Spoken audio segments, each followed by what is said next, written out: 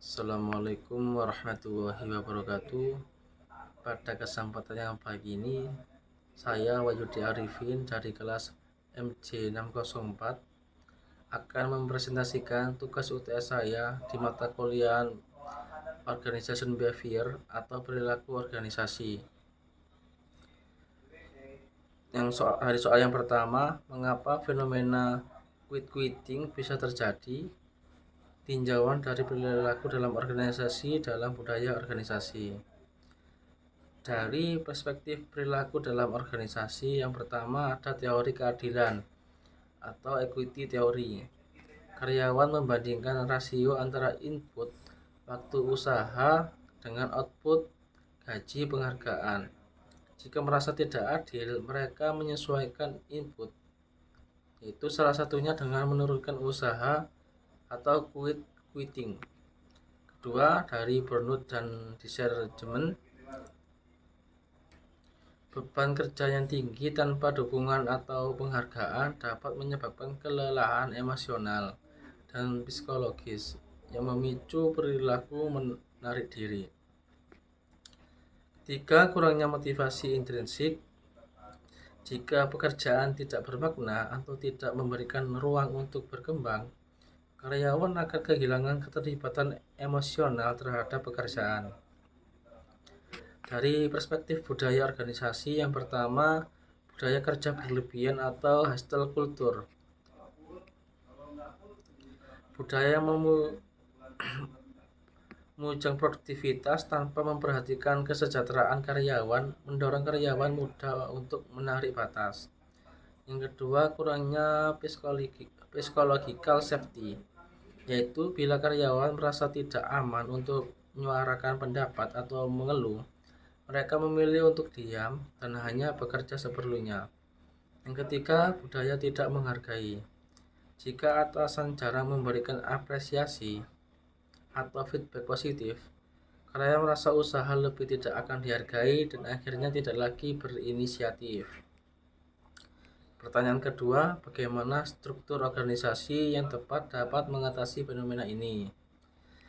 Struktur organisasi adaptif untuk kerja hybrid dan generasi Z, yaitu pertama, struktur flat atau datar dengan mengurangi hierarki dan memperkuat komunikasi dua arah. Gen Z menghargai transparansi dan akses langsung ke pemimpin. Kedua, fleksibel dan agil. Struktur yang memungkinkan tim lintas fungsi dan kerja berbasis proyek cocok untuk kerja remote dan hybrid, memberikan otonomi dan tanggung jawab secara seimbang. Ketiga, berbasis tujuan dan hasil OKR atau KPI yang transparan. Fokus pada hasil akhir bukan jam kerja. Ini memberi ruang bagi fleksibilitas namun tetap menjaga akuntabilitas. Yang keempat, teknologi kolaboratif. Memanfaatkan tools digital Slack, Asana, Microsoft Teams untuk menjaga keterhubungan dan visibilitas kontribusi terutama bagi karyawan remote. Yang ketiga, contoh kasus nyata, yaitu contoh gagal Twitter pasca akuisisi oleh Elon Musk. Setelah akuisisi, Elon Musk memperkenalkan budaya kerja ekstrem dengan tuntutan kerja keras dan pengurangan besar-besaran karyawan. Banyak karyawannya tidak setuju dengan pendekatan ini dan memilih untuk resign massal atau berhenti berkontribusi secara aktif atau quitting. Ini menyebabkan disrupsi besar dalam operasional Twitter, termasuk munculnya turunnya moral tim dan hilangnya talenta penting. Catatan lain, ini menjadi contoh bagaimana budaya organisasi yang tidak memperhatikan keseimbangan kerja kehidupan dan komunikasi yang buruk bisa memperburuk fenomena quitting. Yang keempat, rekomendasi strategi organisasi agar quitting tidak terjadi.